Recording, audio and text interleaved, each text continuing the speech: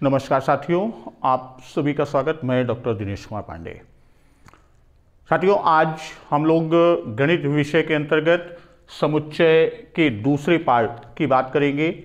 समुच्चय के पहले भाग में हम लोगों ने बात किया था कि समुच्चय क्या है, यानी समुच्चय की संकल्पना को हम लोगों ने देखा था कि जब हम सुस्पष्ट वस्तुओं की सुपरिभाषित संग्रह की बात करते हैं तो वो समुच्चय है।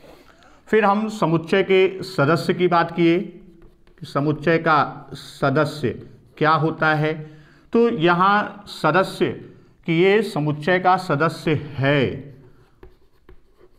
समुच्चय का सदस्य है, इसको हम लोग बिलोंग्स टू या समुच्चय का सदस्य है इस संकेत के द्वारा करते हैं।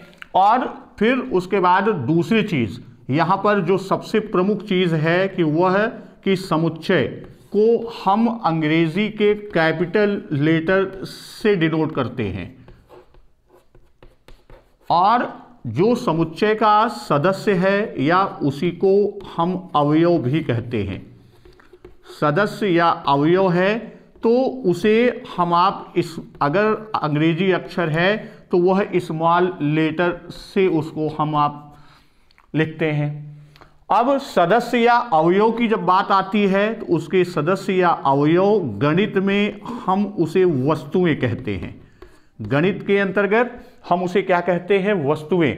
और ये वस्तुएं हमारी संख्याएं हो सकती हैं,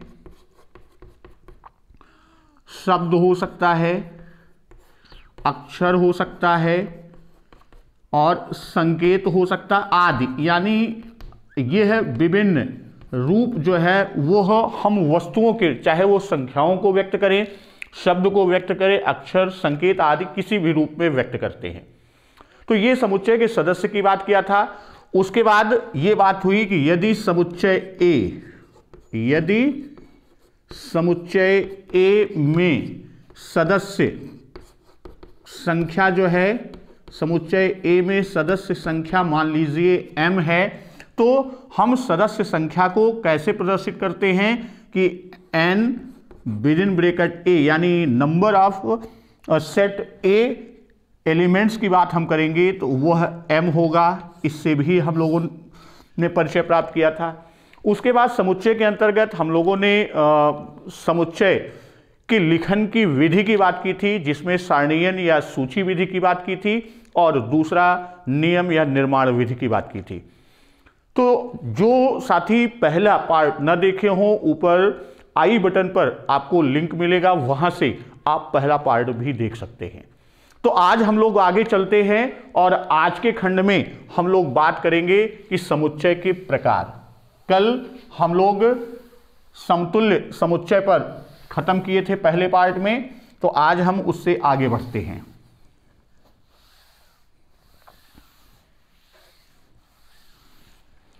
तो समुच्चय के प्रकार में हम अगले खंड में चलते हैं। तो सबसे पहले हम बात करते हैं अपरिमित समुच्चय का। पहला हम किसकी बात कर रहे हैं? हम अपरिमित समुच्चय की बात कर रहे हैं।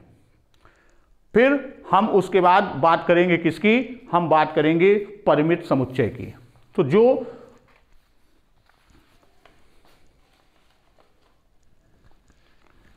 पहला हम बात किसकी कर रहे हैं? अपरिमित समुच्चय। तो नाम से ही क्लियर है, अपरिमित कहें या इसी को असीमित समुच्चय भी कहते हैं, अपरिमित या असीमित समुच्चय भी कहते हैं। तो जिन समुच्चयों के अवयवों की संख्या अनंत होती है वे समुच्चय अपरिमित समुच्चय या असीमित समुच्चय कहलाते हैं। तो ये क्या है कि जिन समुच्चयों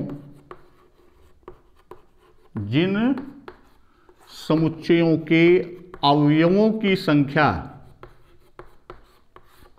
समुच्चयों के अवयवों की संख्या क्या होती है? अनंत होती है।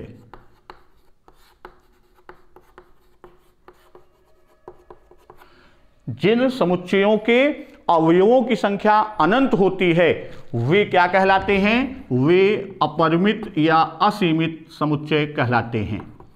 वे अपरिमित या उसी को हम क्या कहते हैं? असीमित समुच्चय कहलाते हैं।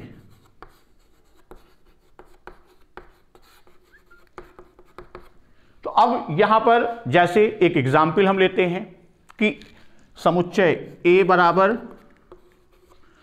और समुच्चय लेखन की विधि को बताया था कि मझले ब्रैकेट के अंदर हम अवयवों को लिखते हैं और उन अवयवों को पृथक करने के लिए, अलग करने के लिए हम अल्प विराम या कॉमा का प्रयोग करते हैं। तो यहां अब जैसे ये आपका हमने ले लिया 12, 14, 16, 18 डॉट डॉट डॉट, ये अब ये समुच्चय क्या है? अब चूंकि यह लगातार आगे कंटिन्यू लगातार बढ़ता जा रहा है तो यह अनंत तक चला जाएगा। और यह समुच्चय किस प्रकार का होगा? यह समुच्चय सम जो भी संख्याएं हैं 12, 14, 16, 18, तो हम ये देखते हैं कि जो समुच्चय A है, A समुच्चय में उन सम समुच्चयों संख्याओं का, A समुच्चय में उन सम संख्याओं का समूह है जो 10 से बड़े हैं। भाई 12 से शुरू है तो जो क्या है? 10 से बड़े हैं। अतः समुच्चय के अवयवों की संख्या कहां तक चली जाएगी? इनके अवयवों की संख्या अनंत तक चली जाएगी। इसलिए समुच्चय A क्या है? यह समुच्चय A क्या हुआ? यह अपरिमित समुच्चय हुआ। किस प्रकार का समुच्चय हुआ? यह अपरिमित समुच्चय के प्रकार में जाएगा। कौन सा? A। अब इसी तरह एक एग्जाम्पल हम और लेते हैं, एक एग्जाम्पल और लेते हैं। ये तो हमने किससे लिया? सूची या सारणीयन विधि से, सारणी विधि का उल्लेख किया। अब एक हम निर्माण विधि, चूंकि कल का खंड का भी इसी में रिवीजन हो जाएगा, तो निर्माण विधि का लेते हैं कि यदि B बराबर x सच दैट x, इसमें यही बताया था, x सच दैट x 3 से विभाज्य प्राकृतिक संख्या है। ये क्या है? 3 से विभाज्य प्राकृतिक संख्या है।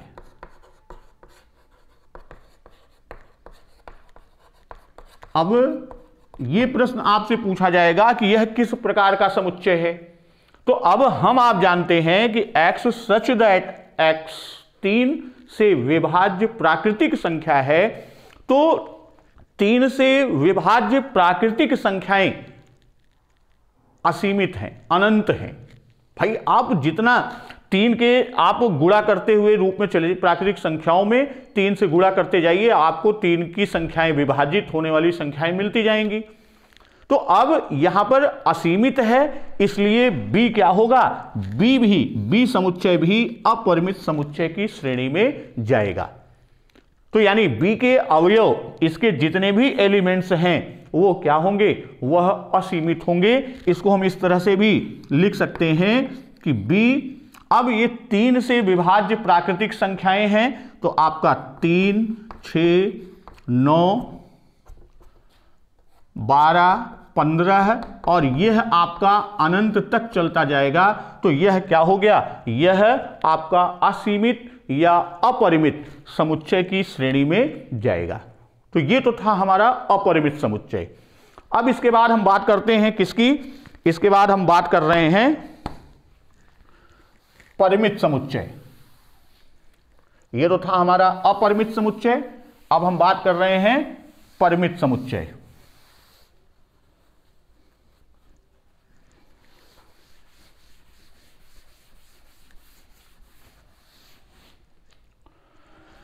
तो दूसरा प्रकार की बात हम कर रहे हैं परिमित, या इसी को हम कहते हैं सीमित समुच्चय।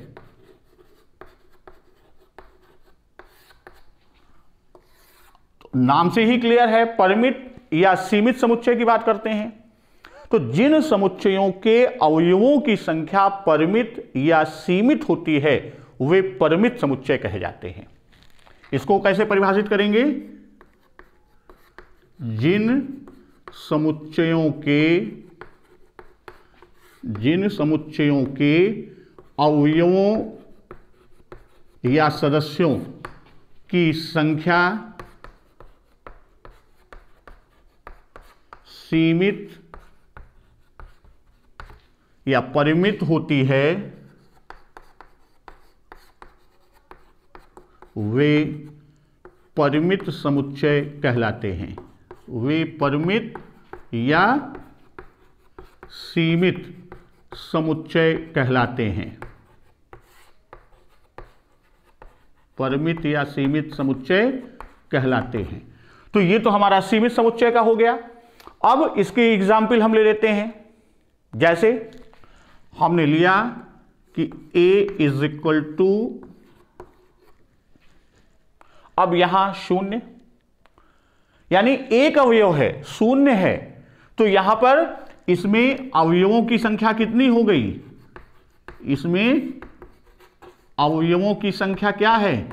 अवयवों की संख्या एक है और वह सीमित है, इसलिए यह आपका ए समुच्चय किस में चला जाएगा? वह परिमित या सीमित समुच्चय में जाएगा। अब वही हम दूसरी बात करते हैं। तो अब जैसे मान लीजिए बी हमने लिया, अब बी के अंतर्गत आप ले लीजिए, हमने ले लिया 6, 7, 8, 9, 10। तो अब बी समुच्चय के कुल अवयव हम गिन सकते हैं, यानी सीमित है 1, 2, 3, 4, 5। तो यहां पर अवयवों की संख्या कितनी है? अवयवों की संख्या 5 है और वह क्या है? वह सीमित है, अर्थात यह परिमित समुच्चय का उदाहरण होगा। इसी तरह आप दूसरा समुच्चय सी के अंतर्गत ए, ई, आई, ओ, यू। अब इसमें भी आप देखिए तो ये क्या है? सी अंग्रेजी वर्णमाला के स्वरों का समुच्चय है और अंग्रेजी वर्णमाला के स्वर सीमित है। कितने हैं? 5। 1, 2, 3, 4, 5। तो सी समुच्चय में भी अवयवों की संख्या कितनी है? 5, और ये भी क्या है? सीमित है। तो इस तरह हम सीमित समुच्चय की बात करते हैं। इसी तरह एक हम निर्माण विधि का भी उदाहरण लेते हैं सीमित समुच्चय या परिमित समुच्चय के अंतर्गत।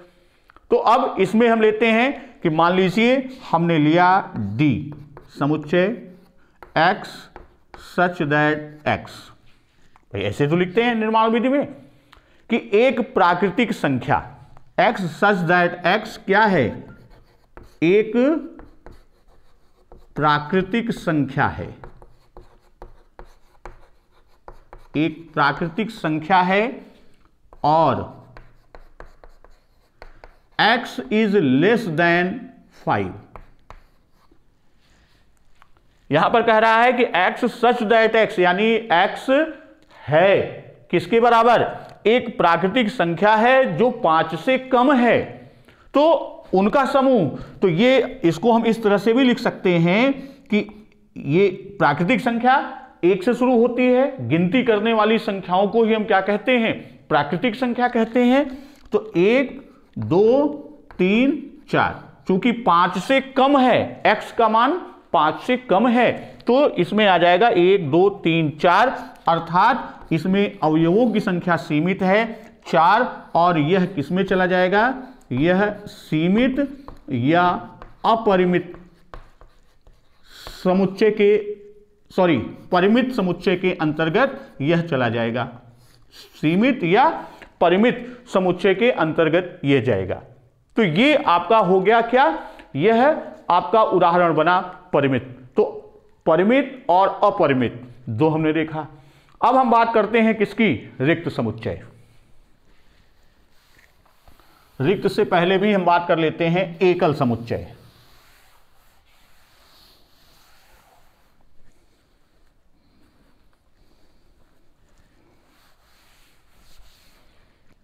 रिक्त से पहले हम बात कर लेते हैं किसका? एकल समुच्चय। नाम से ही क्लियर है, एकल। तो यानी जिन समुच्चयों के अवयवों की संख्या केवल एक होती है वे समुच्चय एकल समुच्चय कहलाते हैं। परिभाषित कर लें इसको, परिभाषा भी लिख लें कि जिन समुच्चयों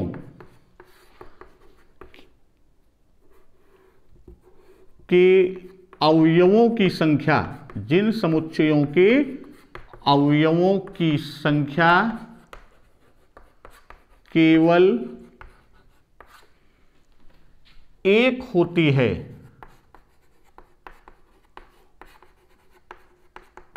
वो क्या कहलाते हैं? एकल समुच्चय कहलाते हैं। एकल समुच्चय कहलाते हैं। अब जैसे भारत के वर्तमान राष्ट्रपति का नाम या भारत के वर्तमान राष्ट्रपति का समुच्चय। अब हम मान लीजिए एग्जाम्पल लेते हैं कि भारत के वर्तमान राष्ट्रपति का समुच्चय। अब भारत के वर्तमान राष्ट्रपति का समुच्चय तो एक पद है, तो स्वाभाविक है कि एक समय में एक ही राष्ट्रपति होगा, तो वह क्या होगा? वह आपका यहां पर सदस्य या अवयव कितने होंगे? इसमें सदस्य या अवयव एक होगा, तो यह एकल समुच्चय का उदाहरण होगा। दूसरा उदाहरण हम लेते हैं कि 9 और 12 के मध्य,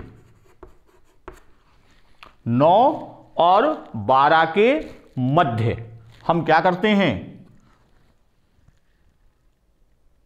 अभाज्य संख्याओं के समुच्चय। 9 और 12 के मध्य अभाज्य संख्याओं का समुच्चय, संख्याओं का समुच्चय। तो अब यहां पर मान लीजिए वो a है, तो अब 9 और 12 हम लिखते हैं 9, 10, 11, 12। 9 और 12 के बीच में दो संख्याएं हैं। 5 क्या है? ये भाज्य संख्या है, और यहां पर सिर्फ एक संख्या यानी 9 और 12 के मध्य अभाज्य संख्याओं का समुच्चय पूछेगा, तो यहां पर आपका आएगा 11।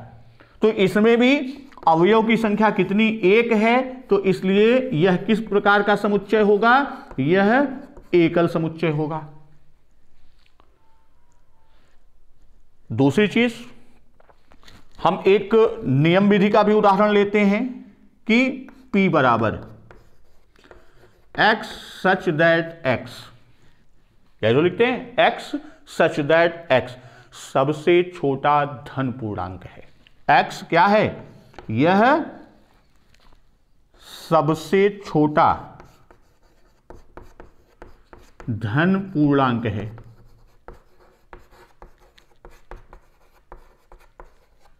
तो अब धन पूर्णांक, पूर्णांक में हम जानते हैं 3 तरह की संख्याएं होती हैं, एक ऋण पूर्णांक, एक धन पूर्णांक जिसे हम प्राकृतिक संख्या कहते हैं, और एक शून्य। तो प्राकृतिक संख्या यानी धन पूर्णांक तो वह क्या है? उसमें आपका एक आएगा, क्योंकि समुच्चय P सबसे छोटे धन पूर्णांक का समुच्चय है जो एक ही संख्या है, अतः समुच्चय P क्या होगा? वह एकल समुच्चय होगा। तो ये आपका एकल समुच्चय।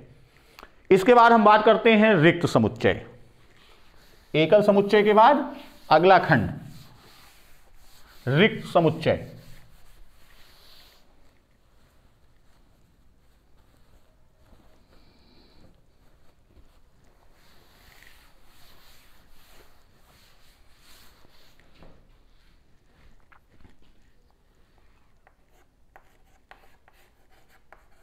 रिक्त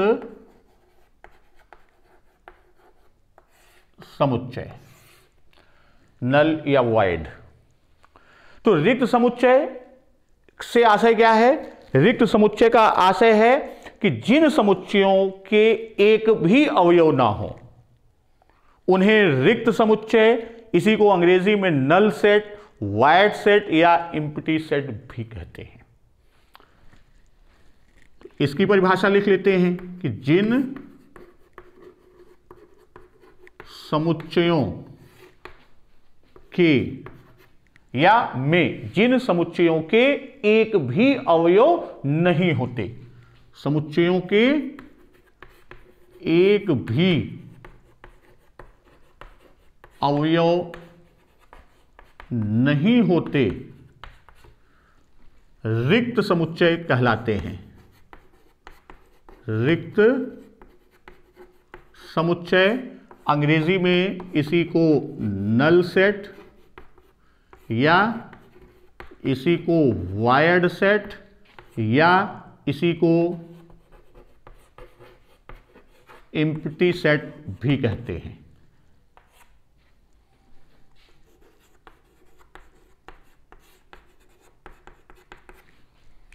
तो रिक्त समुच्चय क्या हुआ? अब यहां रिक्त समुच्चय को हम क्या करते हैं, इसको रिक्त समुच्चय को कैसे प्रदर्शित करते हैं? रिक्त समुच्चय को प्रदर्शित करने का तरीका या तो हम खाली मिडिल ब्रैकेट या मझले ब्रैकेट के अंदर कोई भी संख्या ना लिखें, या इसी को हम फाई, इसी को क्या कहते हैं, इसी को फाई के द्वारा भी प्रदर्शित करते हैं। रिक्त समुच्चय ये क्या है? फाई, यह ग्रीक वर्णमाला का एक अक्षर है। यह क्या है? फाई, ये ग्रीक वर्णमाला का एक अक्षर। इसी के द्वारा हम क्या करते हैं? इसी के द्वारा हम रिक्त समुच्चय को प्रदर्शित करते हैं। यहां एक चीज और आप ध्यान में रखिए, अक्सर ये गलती कर जाते हैं बच्चे कि ये जो है कहते हैं रिक्त, शून्यता की बात करता है, शून्य यदि बीच में है तो यह रिक्त समुच्चय नहीं है, ये रिक्त समुच्चय नहीं है। तो क्या है? रिक्त समुच्चय नहीं है। तो फिर है क्या ये? अभी भी हमने इससे पहले जो पढ़ा था एकल समुच्चय, तो यह एकल, चूंकि इसका एक एलिमेंट है, शून्य है, एक अवयव है, एक सदस्य है, और जिस समुच्चय में केवल और केवल एक सदस्य होता है उसे हम एकल समुच्चय, तो यह किसका उदाहरण हुआ? यह रिक्त समुच्चय नहीं है। तो फिर क्या है? यह एकल समुच्चय का उदाहरण है। अब कारण भी इसमें हम दे रहे हैं, क्योंकि इसमें एक अवयव है। इस समुच्चय में क्या है? एक अवयव है, जिसकी वजह से यह क्या हुआ? यह एकल समुच्चय हुआ। अब रिक्त समुच्चय के लिए एग्जाम्पल, उसके लिए एक एग्जाम्पल भी हम आपको देते हैं कि 99 से बड़ी 2 अंकों की प्राकृतिक संख्याओं का समुच्चय लिखिए। 99 से बड़ी 2 अंकों की, 99 से बड़ी 2 अंकों की प्राकृतिक संख्या, प्राकृतिक संख्याओं का समुच्चय।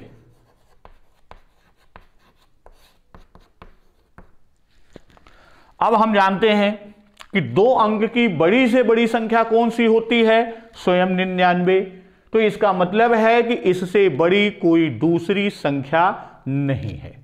तो यहां पर हम लिखेंगे कि समुच्चय A बराबर क्या हो जाएगा? रिक्त, क्योंकि इससे बड़ी कोई संख्या नहीं, या हम लिख देंगे 5। ये इसका एक एग्जाम्पल बनता है। तो ये क्या हुआ? ये रिक्त समुच्चय। इस पे प्रश्न आपका बन सकता है कि 99 से बड़ी 2 प्राकृतिक संख्याओं के समुच्चय को किस श्रेणी में रखेंगे, या यह किस प्रकार का समुच्चय निर्मित करेगा? तो वह किसे निर्मित करेगा? वह रिक्त समुच्चय को निर्मित करेगा। चलिए आगे बढ़ते हैं। आगे हम बात करते हैं किसकी? आगे हम बात करते हैं अब समुच्चय से आगे चलते हैं उप समुच्चय।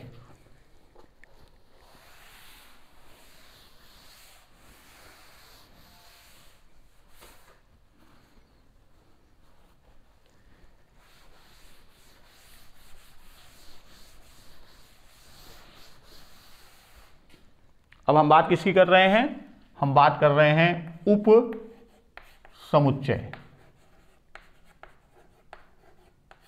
उप समुच्चय क्या होता है? अब यहां पर समुच्चय आप जानते हैं, हम समुच्चय के लिए लिखते हैं कि A बराबर A B C D। अब कुछ भी हम ले लेते हैं अवयव A B C D E, ये A समुच्चय A के अवयव हैं।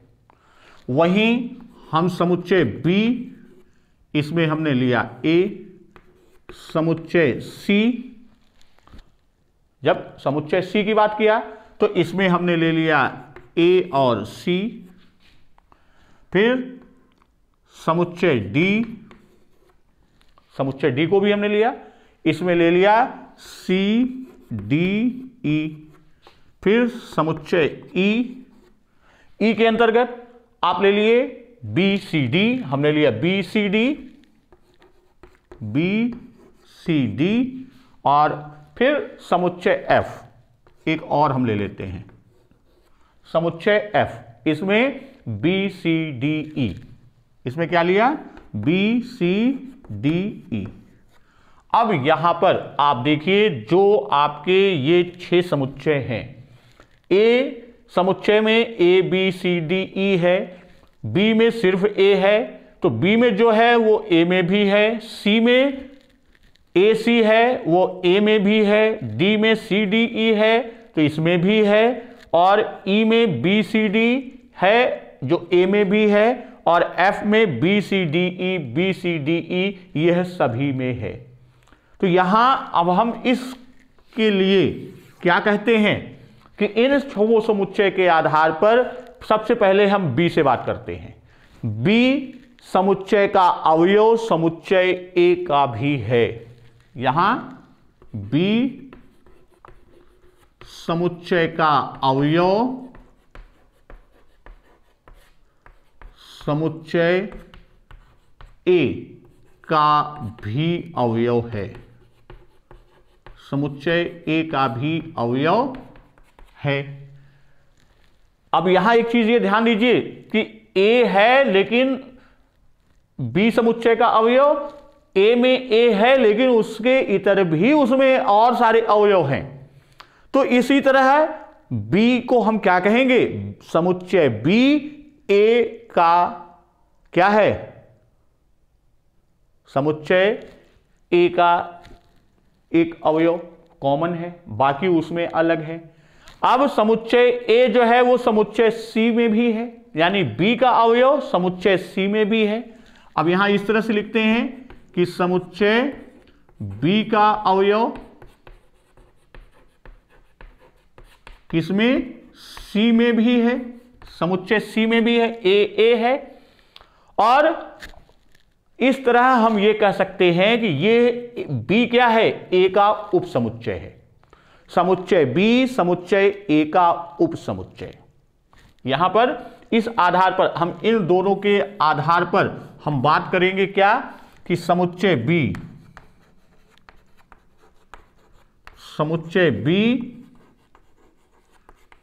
समुच्चय A का क्या है? समुच्चय A का उपसमुच्चय है।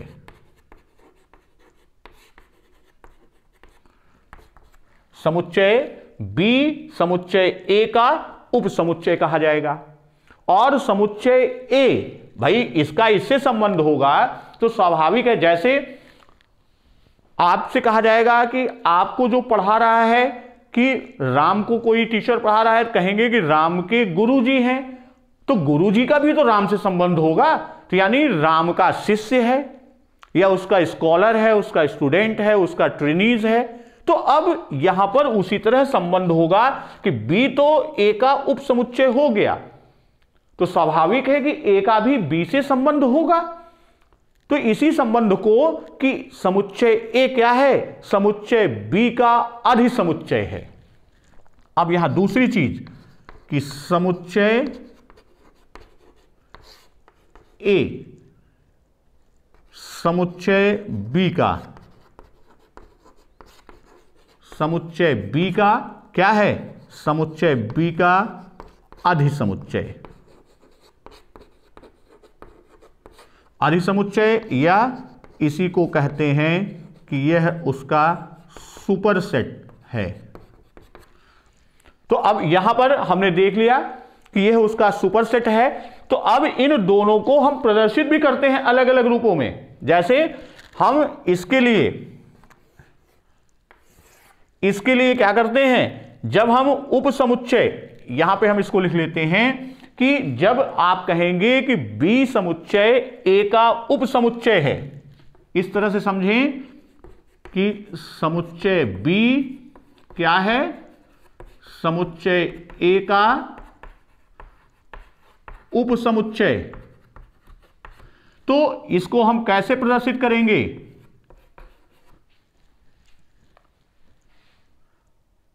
और अधिसमुच्चय दूसरी तरफ कि समुच्चय ए समुच्चय बी का क्या है, समुच्चय बी का अधिसमुच्चय। तो इसको हम कैसे प्रदर्शित करेंगे, इसको प्रदर्शित करेंगे इस तरह से, हम इसको प्रदर्शित करते हैं, अधिसमुच्चय या उपसमुच्चय की बात करते हैं। तो यहां कुछ चीजें और हमको ध्यान में रखना होगा। क्या चीजें, उसको भी हम समझते चलें।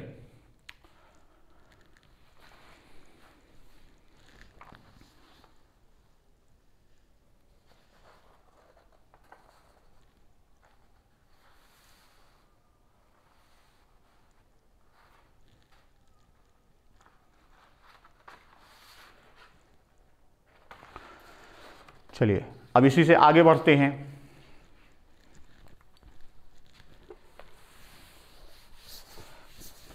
उपसमुच्चय और अधिसमुच्चय की बात हो गई। अब समुच्चय में अभी मुख्य रूप से हम लोगों को आगे चलना है यूनियन और इंटरसेक्शन, सार्वनिष्ठ समुच्चय या समुच्चय संगठन की हम बात करेंगे। तो अब यहां एक हम और एग्जाम्पल लेके चलते हैं, उसी पर उपसमुच्चय और अधिसमुच्चय के साथ साथ कुछ और तथ्य क्लियर करते हैं। एक एग्जाम्पल, जैसे ए बराबर ब्रैकेट में हमने संख्या ले लिया 1 2 3, ये ए का समुच्चय के अवयव हैं। फिर हमने समुच्चय बी लिया, इसमें 1 है। समुच्चय सी को लिया तो ये समुच्चय क्या हो गया, इसमें हमने 2 3 लिया। समुच्चय डी में हमने 5 को लिखा, और समुच्चय ई में 3 2 1, ये हमने 5 समुच्चय लिए। अब इन समुच्चयों के आधार पर अभी तो हमने देखा कि बी ए का उपसमुच्चय, भाई यही तो है, बी ए का उपसमुच्चय, ए बी का अधिसमुच्चय, सी ए का उपसमुच्चय, ए सी का अधिसमुच्चय, डी एक रिक्त समुच्चय है, इसे हम फाई या इसी को हम ब्लैंक ब्रैकेट के अंदर रख सकते हैं। तो वास्तव में डी क्या है, डी क्या है, यह रिक्त समुच्चय। फाई के माध्यम से हम रिक्त समुच्चय को प्रदर्शित करते हैं। तो यहां डी क्या है, रिक्त समुच्चय।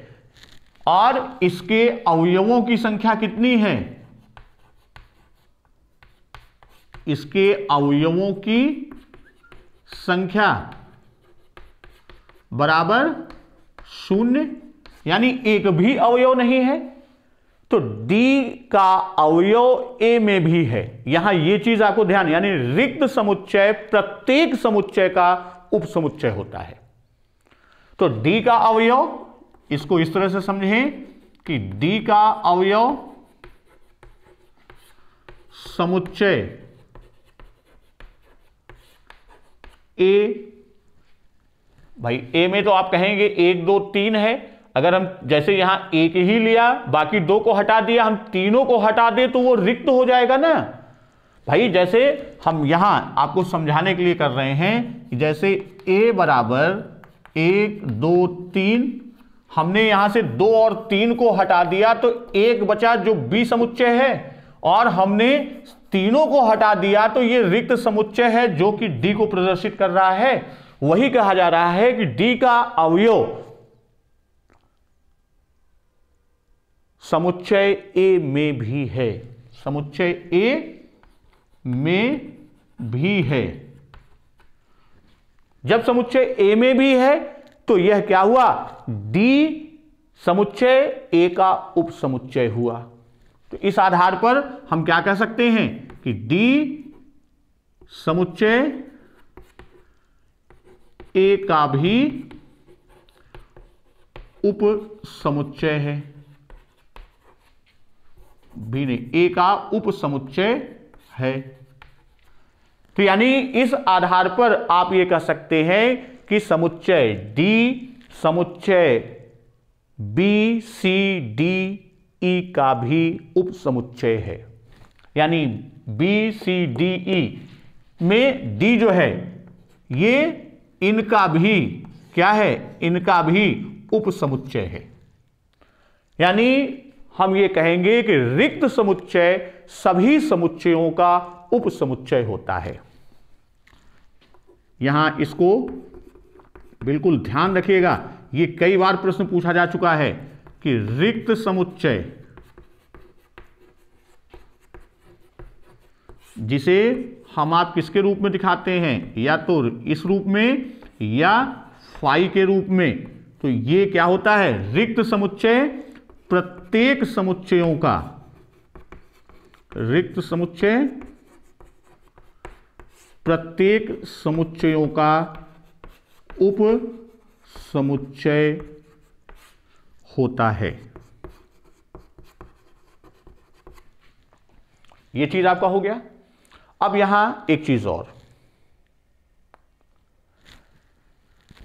कि समुच्चय E, समुच्चय E और समुच्चय A दो चीजें हैं। समुच्चय E समुच्चय A का उपसमुच्चय है। भाई इसके सारे अवयव इसमें हैं, तो इसको इस तरह से समझें कि समुच्चय E क्या है, यह समुच्चय A का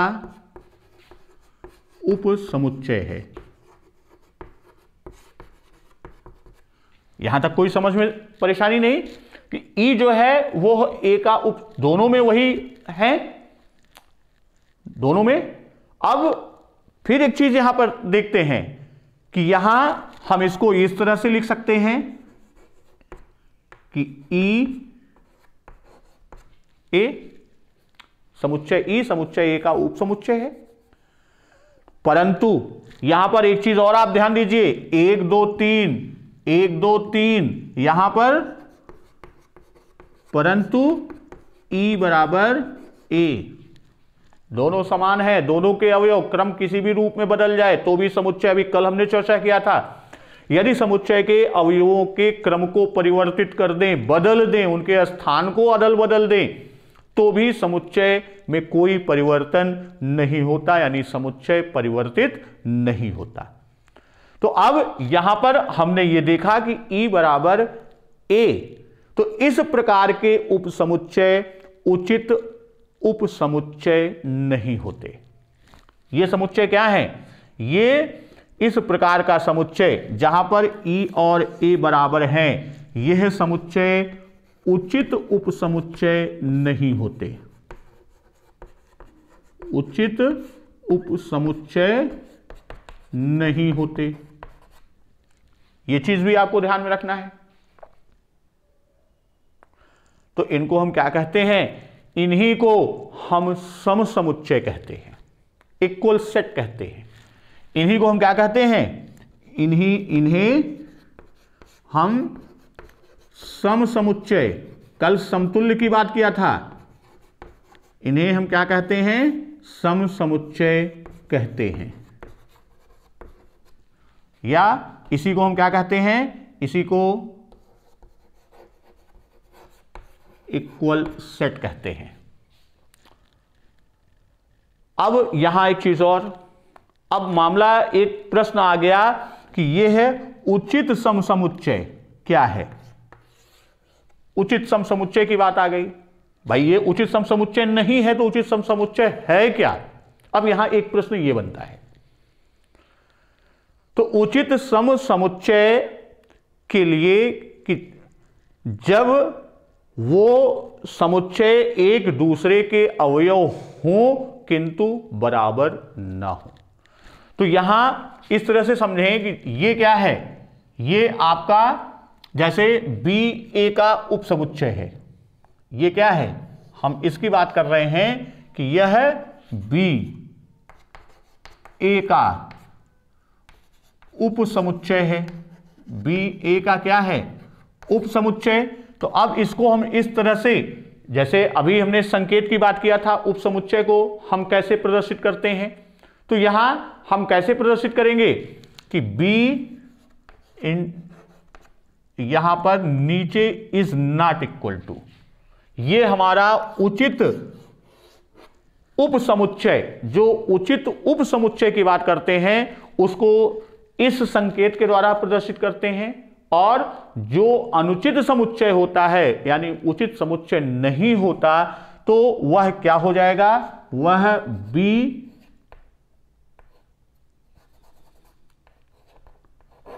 ए और नीचे इज इक्वल टू, तो ये क्या हो जाएगा? यह सम समुच्चय हो जाएगा। और समतुल्य समुच्चय की बात कल हमने किया था, अवयव की संख्या समान हो किंतु अवयव भिन्न भिन्न हो। तो इस आधार पर हम ये कह सकते हैं, इस आधार पर अब यहां दो शब्द मिला, एक सम समुच्चय और दूसरा मिला समतुल्य। कल हम लोगों ने समतुल्य पर ही खत्म किया था, समतुल्य समुच्चय। तो एक सम और एक समतुल्य समुच्चय। तो जब दो सम समुच्चय की बात हमने किया और समतुल्य, तो यहां दोनों में क्या है? इन दोनों का तुलनात्मक रूप यदि हम देखें कि दो समतुल्य समुच्चय और दो सम समुच्चय, तो इसको इस तरह से कि दो सम समुच्चय, दो सम समुच्चय सदैव क्या होते हैं? सदैव समतुल्य समुच्चय होते हैं। सदैव समतुल्य समुच्चय होते हैं, किंतु भाई जितने भी सम समुच्चय हैं वह सदैव क्या होंगे? समतुल्य समुच्चय होंगे, परंतु यह आवश्यक नहीं कि दो समतुल्य समुच्चय सदैव सम समुच्चय हो, किंतु यह आवश्यक नहीं कि दो समतुल्य समुच्चय सदैव सम समुच्चय हो, सदैव सम समुच्चय हो। ये तुलनात्मक रूप है किसका? ये तुलनात्मक रूप सम और समतुल्य समुच्चय का। तो यहां ये चीज आपका क्लियर हो गया। समतुल्य समुच्चय कल बात किया था, सम समुच्चय की बात हो गई, रिक्त समुच्चय हो गया, एकल समुच्चय हो गया, अपरिमित समुच्चय हो गया और परिमित समुच्चय। अब हम बात करते हैं किसकी? समुच्चय के संघ की। दो समुच्चयों का संघ, जो यूनियन ऑफ टू सेट्स की बात हम करते हैं, दो समुच्चयों का संघ।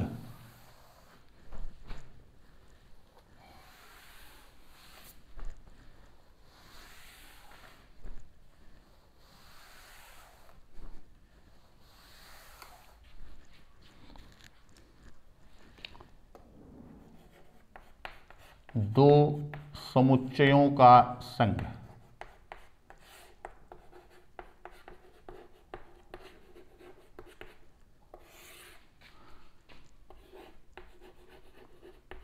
Union of two sets. Union of two sets. तो जब हम दो समुच्चयों के संघ की बात, संघ का मतलब ही हम आप समझ रहे हैं यूनियन, यूनियन का मतलब एक होना। तो अब जब हम एक होने की बात करते हैं, संघ की बात, तो इस तरह से समझें कि मान लीजिए दो समुच्चय ए और बी हैं। दो समुच्चय कौन है? ए और बी। तो इनका संघ समुच्चय से आशय, यानी ए और बी के संघ की जब हम बात करते हैं, यूनियन की बात करते हैं, तो उसका जो आशय होता है एक ऐसा समुच्चय जो इन दोनों के सभी अवयवों से बना हो। भाई संघ हमने कर दिया, जोड़ दिया, तो दोनों के अवयवों से मिलकर जो समुच्चय निर्मित होगा वही यूनियन ऑफ टू सेट्स होगा, या दो समुच्चयों का संघ समुच्चय होगा।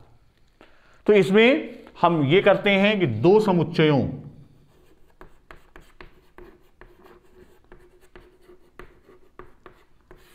समुच्चयों, अब कोई भी समुच्चय हो सकते हैं, के संघ समुच्चय का तात्पर्य, के संघ समुच्चय का तात्पर्य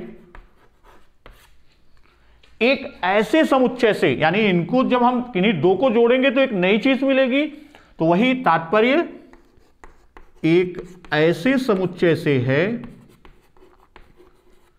एक ऐसे समुच्चय से है। अब वो समुच्चय कैसा होगा? ऐसे समुच्चय जो इन दोनों के सभी अवयवों से बनता है, जो इन दोनों के सभी अवयवों से बनता है, अवयवों से बनता है। और जब हम इसको प्रदर्शित करना होता है तो हम उसको पढ़ते हैं, जैसे मान लीजिए दो समुच्चय, एक ए है और एक बी है, तो इसको हम पढ़ेंगे ए यूनियन बी, ए संघ बी। तो अब यहां पर हम देखते हैं कि ए है, ए में हमने संख्या ले लिया 4, 5 और 6, और बी है, और बी में हमने ले लिया 7 और 8।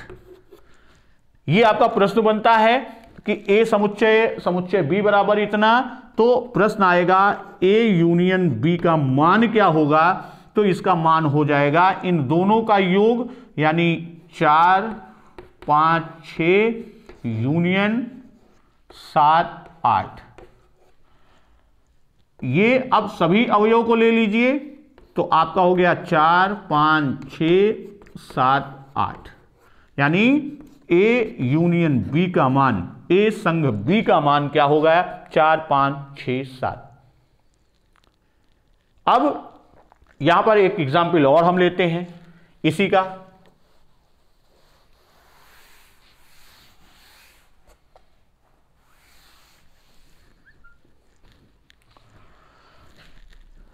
एक एग्जाम्पल और लेते हैं कि यदि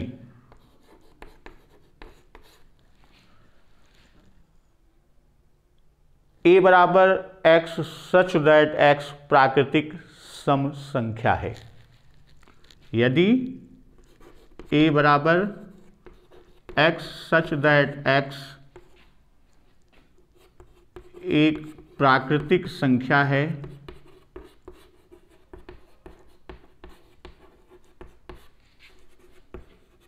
और x इज लेस देन 9।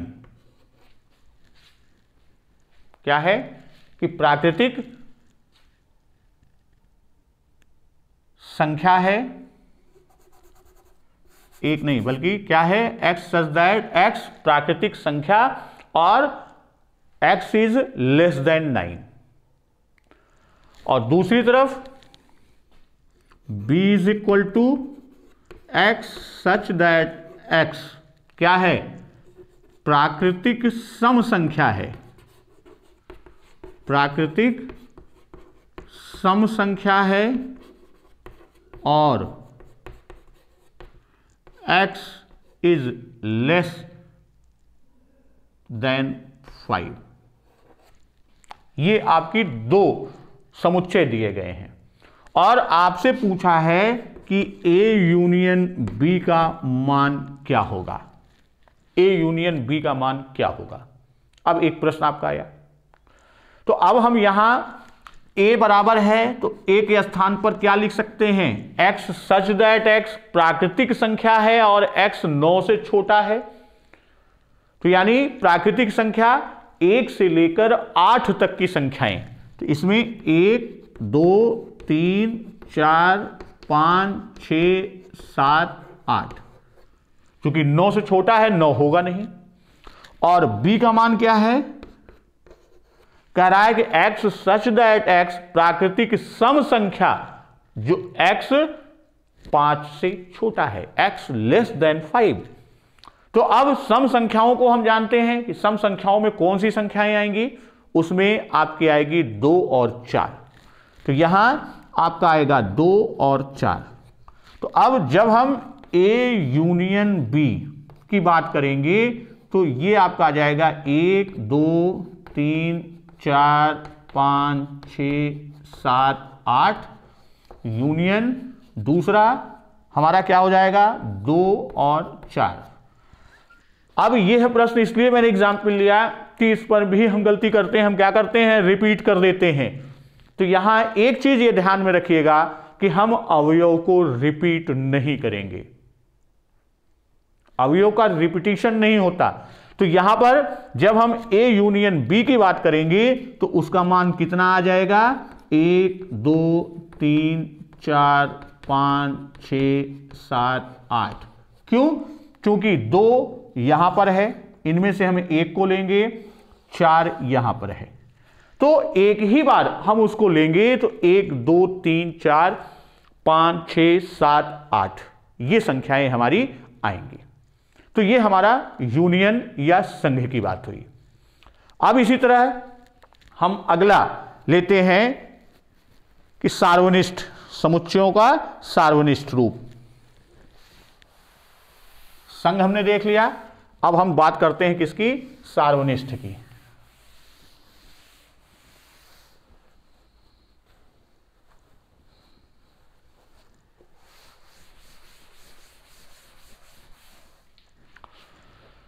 तो सार्वनिष्ठ समुच्चयों का सार्वनिष्ठ, ये समुच्चय का अंतिम खंड होगा हमारे कोर्स में, इंटरसेक्शन ऑफ टू सेट्स, यानी दो समुच्चयों का सार्वनिष्ठ।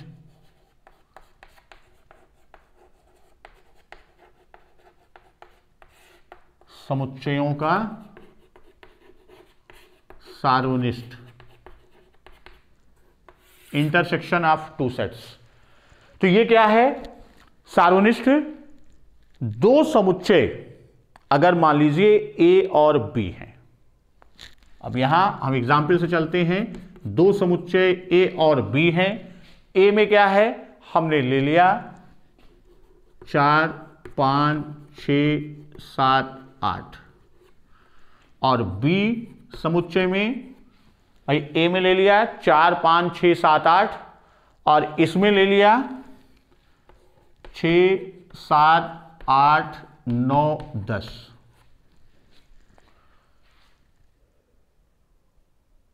अब आपसे जो पूछा जाएगा कि इसका सार्वनिष्ठ, अगर हम यहीं पे बात करते कि अगर संघ की बात करता तो इन दोनों के अवयवों को जोड़ देता, कॉमन में से एक को ले लेता। जैसे यहां लेता 4 5 6, उसके बाद 7 8 यहां भी है, तो 4 5 6 7 8 9 10 ये उसका संघ बन जाता। लेकिन सार्वनिष्ठ में क्या करना है, मान लीजिए दो समुच्चय ए और बी हैं, तो ए बी का सार्वनिष्ठ समुच्चय वह समुच्चय होगा जिसमें समुच्चय ए और बी के उभयनिष्ठ अवयव होते हैं, यानी कॉमन एलिमेंट्स होते हैं। और इसे हम प्रदर्शित किससे करते हैं, इसे प्रदर्शित करते हैं ए इंटरसेक्शन बी। ये इसका संकेत रूप। तो अब यहां पर A इंटरसेक्शन B का मान हमको ज्ञात करना है। तो यहां जो क्या होगा, इसमें हम A और B के उभयनिष्ठ अवयव को लिखेंगे।